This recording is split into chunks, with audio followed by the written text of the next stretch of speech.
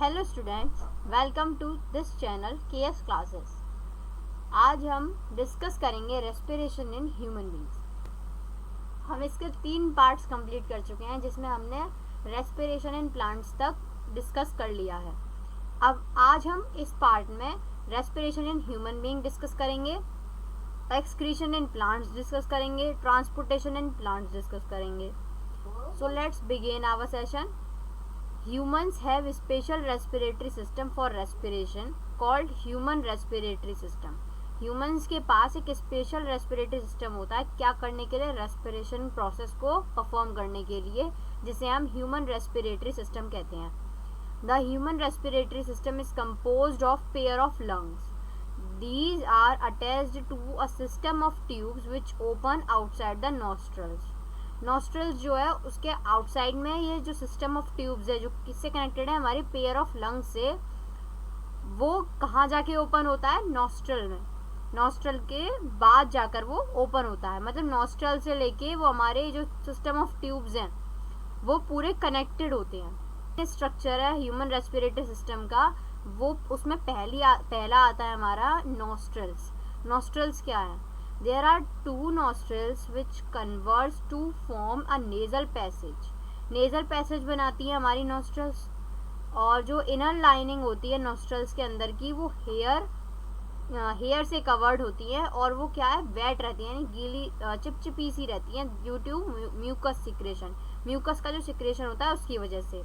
और वो दोनों ही, जैसे हमारे जो हेयर्स हैं और जो हमारी वेट रह रही है म्यूकस की सिक्रेशन की वजह से चिपचिपी, वो दोनों ही क्या करेंगे? हेल्प करेंगे फिल्टर करने में। किसे? डस्ट पार्टिकल्स को, जो हमारी इनहेल्ड एयर के साथ आ रहे हैं, यानी हम ऑक्सीजन जो ले रहे हैं उसमें पार्टिकल्स भी आ रहे होंगे, कुछ डस्ट पार्टिकल्स, तो उन्हें सेपरेट करने के लिए या फिर फिल्टर करने के लिए ये हमारे म्यूकस का सीक्रेशन और हेयर्स हेल्प करते हैं। नेक्स्ट आता है फेरेंक्स।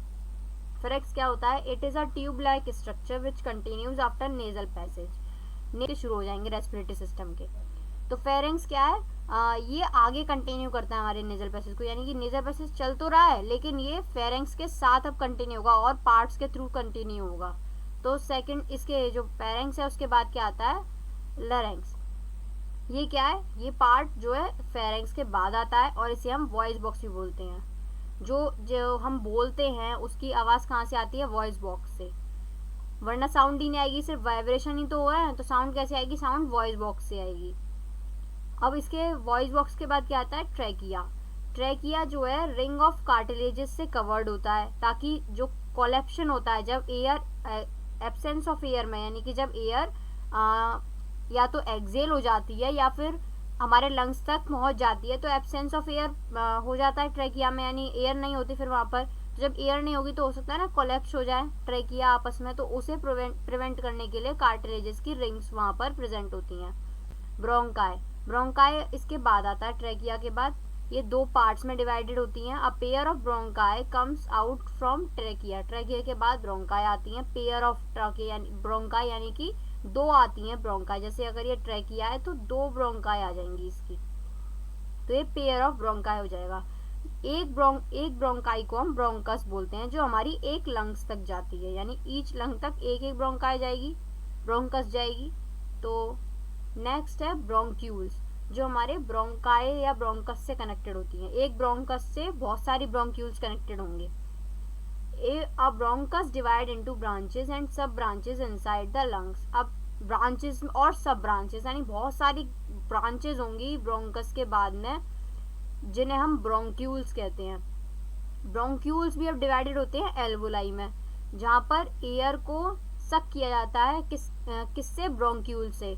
और जो एल्वोलाइज हैं वो क्या करती हैं? क्या होता है? वो बहुत थिन मेम्ब्रेन होती है उनके पास, बहुत पतली सी मेम्ब्रेन होती है, जैसा इसमें है। ये एल्वोलाई है, ये बलून लाइक स्ट्रक्चर होते हैं जिनके पास बहुत थिन लेयर होती है, मेम्ब्रेन होती है एक तरह से। वो मेम्ब्रेन किस में हेल्प करती है? हमारे एक्सचेंज ऑफ गैसेस में। तो वो मेम्ब्रेन किससे कवर्ड होगी? ब्लड कैपिलरीज से। और वो एल्वोलाइज जो है वहाँ पर क्या होगा?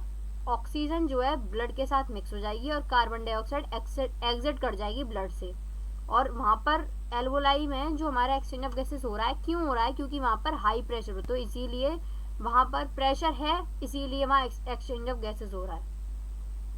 ये एल्वोलाई है और ये रेस्पिरेटरी ब्रोंक्यूल्स हैं। ये टाइप्स ब्रांचेस हैं ना, सब ब्रांचेस और ब्रांचेस उसमें डिवाइडेड हैं ब्रोंक्यूल्स। और ये जो ब्रोंक्यूल्स हैं किससे कनेक्टेड हैं? ब्रोंकाई से। और ब्रोंकाई किससे कनेक्टेड है? हमारे ट्रैकिया से। ये रिंग्स दिख रही हैं, ये कार्टिलेजेस की रिंग्स हैं और ये ट्रैकिया है पूरी। और ये हमारा वॉइस बॉक्स और ये फेरेंक्स और यहाँ से माउथ कैविटी आ जाती है, लेकिन और ये नेजल पैसेज।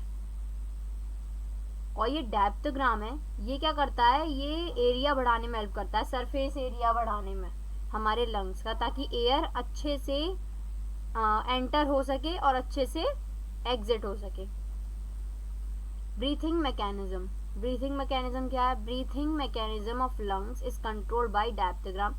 डायप्थोग्राम ही कंट्रोल करेगा हमारे ब्रीथिंग मैकेनिज्म को, क्योंकि वो एरिया बढ़ा रहा है, सरफेस एरिया इंक्रीज कर रहा है ताकि एयर अच्छे से एंटर हो सके।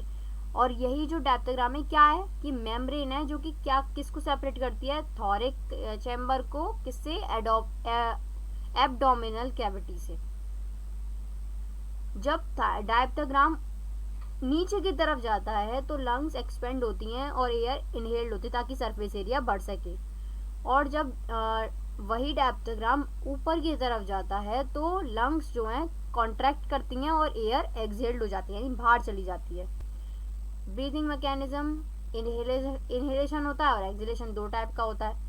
पहला इनहेलेशन में क्या होता है? इनहेलेशन के टाइम पर क्या होता है? थॉरिक कैविटी को एक्सपेंड हो जाती है, यानी कि हमारी जो हमारी लंग्स हैं और लंग्स के साथ जितनी भी ब्रोंक्यूल्स वगैरह जो भी कनेक्टेड हैं, ट्रैकिया, वो सब एक्सपेंड हो जाती हैं।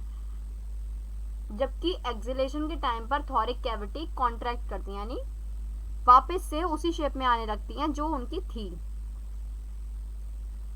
जब इनहेलेशन होती है तो रिब्स जो हैं वो ऊपर की तरफ लिफ्ट होती हैं, जबकि एक्सहेलेशन के टाइम पर वो डाउनवर्ड जाती हैं। इनहेलेशन के टाइम पर डायप्थोग्राम जो है वो फ्लैट हो जाता है, जबकि एक्सहेलेशन के टाइम पर वो डोम शेप में आ जाता है, यानी ऐसी शेप में कुछ। ये डोम शेप है। और इनहेलेशन के टाइम पर क्या होता है? लंग्स का वॉल्यूम इंक्रीज हो जाता है, जिसकी वजह से एयर एंटर कर जाती है हमारे लंग्स में। और एक्सहेलेशन के टाइम पर लंग्स का जो एरिया है वो डिक्रीज होने लगता है और एयर एग्जिट कर जाती है हमारी लंग्स से। फिर इसके बाद आता है ट्रांसपोर्टेशन। ट्रांसपोर्टेशन क्या है? Circulatory system of human beings, transportation in plants, यानी दोनों ही क्या है? ट्रांसपोर्टेशन सिस्टम है। ह्यूमन बीइंग के अंदर तो सर्कुलेटरी सिस्टम बोलेंगे ट्रांसपोर्टेशन सिस्टम को, और प्लांट्स के अंदर ये ट्रांसपोर्टेशन सिस्टम होता है। ह्यूमन बीइंग्स और जो अदर ऑर्गेनिज्म होते हैं मल्टी सेल्यूलर, उनको हमेशा फूड की, ऑक्सीजन की या और भी कई चीज़ों की सप्लाई की ज़रूरत होती है रेगुलरली। तो ये फंक्शन कौन परफॉर्म करेगा? या तो सर्कुलेटरी सिस्टम करेगा या फिर ट्रांसपोर्ट सिस्टम। तो आज हम पढ़ेंगे transportation in plants. Plants have specialised vascular tissues for transportation of substance. प्लांट्स के पास एक स्पेशलाइज्ड वैस्कुलर टिश्यूज होते हैं जो ट्रांसपोर्ट किसका करते हैं? सब्सटेंसेस का। यहाँ पर दो टाइप के टिश्यूज होते हैं हमारे प्लांट्स के पास। पहला होता है जाइलम और दूसरा होता है फाइलम। जाइलम जो है वो रेस्पॉन्सिबल किसके लिए होता है? वाटर के और मिनरल के ट्रांसपोर्ट के लिए।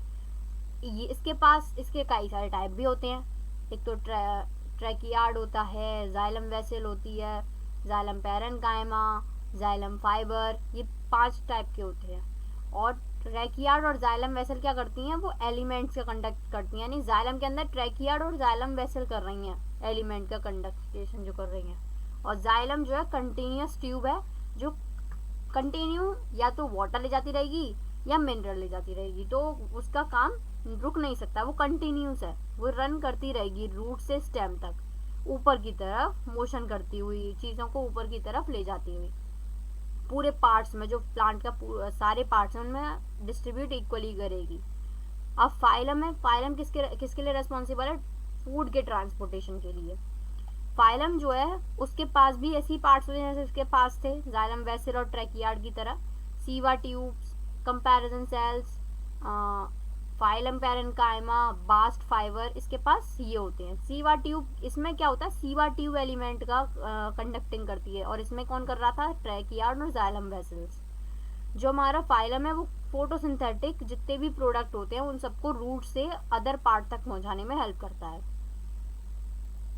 नेक्स्ट इसका ये डायग्राम है, इसमें ये फाइलम जो है वो क्या कर रहा है, वो फूड को ऊपर की तरफ सारे पार्ट्स में डिस्ट्रीब्यूट इक्वली करा रहा है। ये रूट से ये जो फाइलम है यहाँ फूड बनेगा, और फाइलम का क्या काम क्या है, वो फूड को ट्रांसपोर्ट करता है। तो जब लीफ में फोटोसिंथेसिस की मदद से फूड बनेगा तो वो क्या होगा, ट्रांसफर होना शुरू होगा, धीरे धीरे धीरे धीरे वो कहाँ जाएगा, ऊपर भी जाएगा और नीचे भी जाएगा, क्योंकि उसे इक्वली डिस्ट्रीब्यूट करना है, रूट में भी और स्टेम में भी। और जो ये हमारी एवोपरेशन की प्रोसेस होती है वो ट्रांसपिरेशन के थ्रू होती है। ट्रांसपिरेशन एक ऐसी प्रोसेस है जिसमें वाटर का लूज होता है, यानी वाटर जो है वो वेपर की फॉर्म में एवोपराइज हो जाता है, तो उस प्रोसेस को हम ट्रांसपिरेशन कहते हैं। ट्रांसपोर्टेशन नहीं, ट्रांसपिरेशन, ये डिफरेंस है, वो ट्रांसपोर्टेशन है और ये ट्रांसपिरेशन है। ट्रांसपिरेशन एवोपरेशन ऑफ वाटर करता है, जबकि ट्रांसपोर्टेशन फूड या फिर वाटर मिनरल्स को ट्रांसपोर्ट कराता है। ये जो है जाइलम टिश्यू है, ये क्या कर रहा है, ये फूड को रूट, जो हमारे वाटर एंड मिनरल है ये इसका कंडक्ट कराता है, तो ये उससे रूट से, सॉइल में जो प्रेजेंट है उसे रूट से एब्जॉर्व करके, रूट हेयर के थ्रू एब्जॉर्व करके कहाँ ले जा रहा है, लीफ के अंदर भी ले जा रहा है और स्टेम्स में भी इक्वली डिस्ट्रीब्यूट कर रहा है।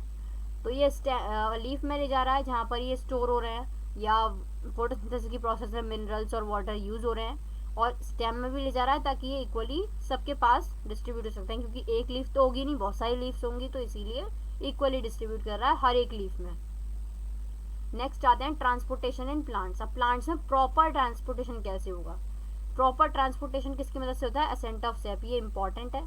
The upward movement of water and minerals from roots to different plant part is called ascent of sap, यानी कि वाटर या मिनरल का ऊपर की तरफ मोशन करना या ऊपर की तरफ मूवमेंट करना, उसे और कहाँ डिस्ट्रीब्यूट करना, रूट से डिफरेंट डिफरेंट प्लांट के पार्ट्स तक, उसे हम असेंट ऑफ सेप बोलते हैं। इसमें काफ़ी सारे हमारे असेंट ऑफ सेप में फैक्टर्स अपना अपना रोल प्ले करते हैं, अलग अलग स्टेप्स हैं इसके जो फॉलो होते हैं। पहला है रूट प्रेशर। रूट प्रेशर से क्या होगा, जो जितने भी वाटर होगा या मिनरल होगा वो उसके रूट प्रेशर के थ्रू, हमारे रूट एयर्स के थ्रू हमारे प्लांट में एब्जॉर्ब हो जाएगा। तो जो वॉल्स हैं हमारे रूट एयर की सेल की, रूट एयर्स होते हैं रूट में, तो वो रूट एयर है, उनकी जो सेल वॉल है वो बहुत थिन होती है, तो जो वाटर है वो सॉइल से एंटर करता है कहाँ, रूट एयर्स में, उसी सेल वॉल के थ्रू।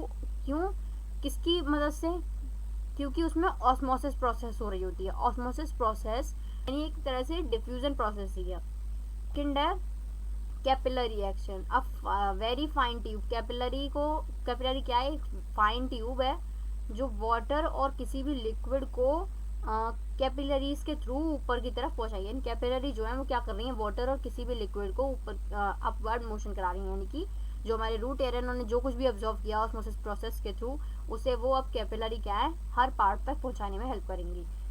क्योंकि उनके पास क्या है, फिजिकल फोर्सेज हैं और एक फिनोमेना है जिसे हम कैपिलरी एक्शन बोलते हैं, तो उसके थ्रू वो उसे ट्रांसपोर्ट करेंगी। थर्ड आता है ट्रांसपिरेशन पुल। ट्रांसपिरेशन प्रोसेस है ये पूरी। इसमें क्या होता है, जब वो वाटर पहुंच गया तो जो अनयूज्ड वाटर है जिसे यूज नहीं करेंगे तो वो क्या होगा, loss of water vapour through stomata के थ्रू ही वो एक्स्ट्रा वाटर निकलेगा, और या फिर लेंटिकल्स के थ्रू निकलेगा। तो लॉस ऑफ वाटर वेपर का लॉस होना ही ट्रांसपिरेशन प्रोसेस है।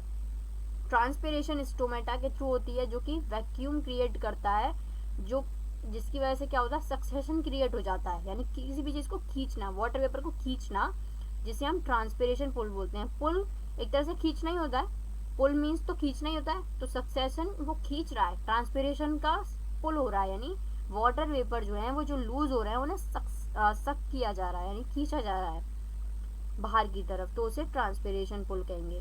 ट्रांसपोर्ट ऑफ फूड का ट्रांसपोर्ट प्लांट में क्यों होता है, क्योंकि उन्हें एनर्जी का न्यूट्रलाइज करना पड़ता है। हर एक ऑर्गेनिज्म को जो लिविंग है उसे एनर्जी का न्यूट्रलाइजेशन चाहिए होता है, तो ऐसे प्लांट को भी चाहिए होता है। इसीलिए जो अनलाइक ट्रांसपोर्ट है किसके थ्रू होता है, जाइलम के थ्रू।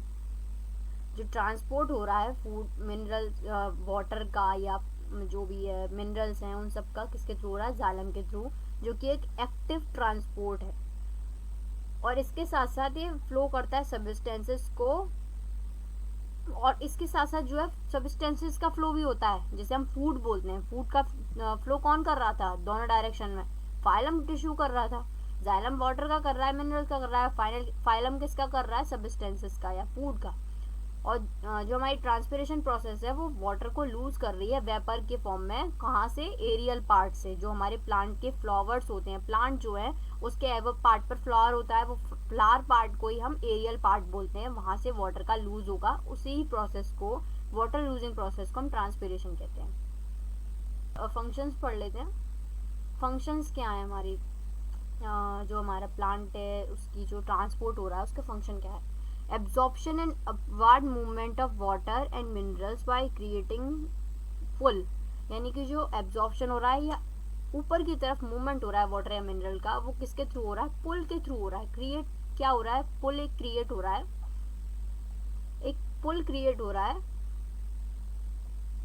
जिसके थ्रू जो है ये हमारा जो वाटर है या मिनरल्स हैं वो कहाँ जा रहे हैं, हर एक स्टेम में, रूट्स में, सब जगह इक्वली फ्लो हो रहे हैं। ये किस में हेल्प कर रहा है, टेम्परेचर रेगुलेशन में भी, क्योंकि टेम्परेचर प्लांट्स का उनकी बॉडी के हिसाब से ही होगा। अगर ज़्यादा हो जाएगा तो भी प्रॉब्लम, कम हो जाएगा तो भी प्रॉब्लम, तो टेम्परेचर का रेगुलेशन करा रहा है ये।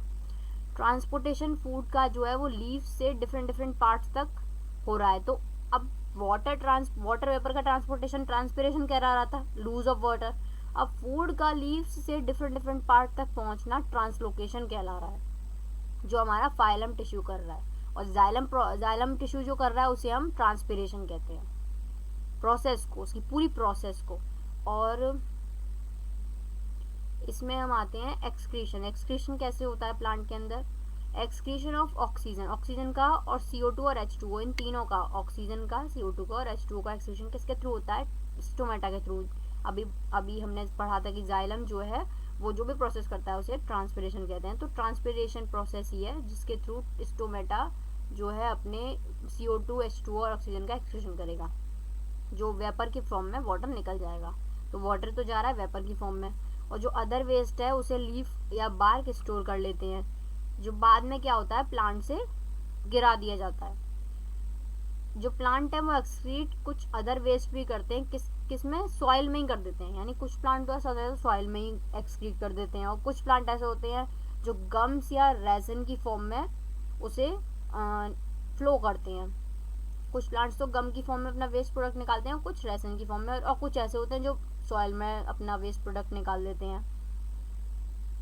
कुछ मेटाबॉलिक वेस्ट भी उनके अंदर प्रेजेंट होता है, जो क्रिस्टल कैल्शियम ऑक्सलेट की फॉर्म में फॉर्म हो जाती है। मतलब जो मेटाबॉलिक वेस्ट है वो क्या फॉर्म कर लेगा, क्रिस्टल्स किसके, कैल्शियम ऑक्सलेट्स के, जो लीफ में कोलेक्सिया और जेमिकेंड, ये स्टेम में, यानी लीव्स में तो कोलेक्सिया और स्टेम में जेमिकेंड, ये इनका फॉर्म ले लेगा। तो ये मेटाबॉलिक वेस्ट है जो कैल्शियम ऑक्सीडेट की फॉर्म में आ रहा है, क्रिस्टल की फॉर्म में, और फिर वो लीव्स में कोलेक्सिया और स्टेम में जेमिकेंड, ये बन रहा है। इसके बाद जो हमने एक छोटा सा टॉपिक मिस किया था वो होता है हमारी डाइजेशन प्रोसेस का बक्कल कैविटी में जो प्रेजेंट होता है, वो है an organ which break down the complex food help in chewing the food is called teeth. Teeth का जो टूथ कैविटी है वो है, इसमें जो ऑर्गन है जो क्या करेगा, कॉम्प्लेक्स फूड को ब्रेक डाउन करेगा। सबसे पहले जो ब्रेक डाउन हो रहा है वो हमारे टीथ के थ्रू ही होता है, और क्या करेगा, चबाने की मदद करेगा फूड को, उसे हम टीथ कहते हैं। Milk teeth, permanent teeth, enamel, tongue, ये सब इसके पार्ट्स हैं। मिल्क टीथ तो हमें पता ही है बच्चे के होते हैं, जो छोटे बच्चे होते हैं 6 to 7 मंथ ओल्ड के जो बच्चे होते हैं उनके जो 20 स्मॉल टीथ निकलते हैं वो सारे मिल्क टीथ होते हैं। परमानेंट टीथ सेकंड सेट में निकलते हैं, 32 लार्ज टीथ होते हैं जो एक 6 to 7 ईयर्स के बच्चे के मुंह में आने लगते हैं और रिप्लेस करने लगते हैं मिल्क टीथ को। मिल्क टीथ तो टूट जाते हैं और उनकी जगह परमानेंट टीथ आ जाते हैं। इनेमल वाइट और स्ट्रॉन्ग और शाइनिंग प्रोटेक्टिव मटेरियल होता है जो टीथ को कवर करता है, यानी वाइट वाइट जो हमारे टीथ दिखते हैं ना वो इनेमल की वजह से दिखते हैं, स्ट्रॉन्ग होते हैं, शाइनिंग होते हैं और प्रोटेक्ट भी करता है ये। टंग है वो मस्क्यूलर ऑर्गन है जो किससे अटैच्ड है, हमारी बक्कल कैविटी के फ्लोर से, जो टेस्टिंग में, मिक्सिंग ऑफ फूड में और सलाइवा को भी मिक्स करने में, डाइजेशन में सलाइवा का मेन रोल था तो उसे भी मिक्स करने के लिए टंगी यूज़ हो रही थी। तो ये इन इसके लिए काम आती है, तो टेस्टिंग के लिए, मिक्सिंग के लिए फूड की और सलाइवा मिक्स करने के लिए फूड के अंदर। आई थिंक आपको इस वीडियो के सारे टॉपिक्स क्लियर हो गए होंगे। Thank you for watching my video. Like share and subscribe my channel.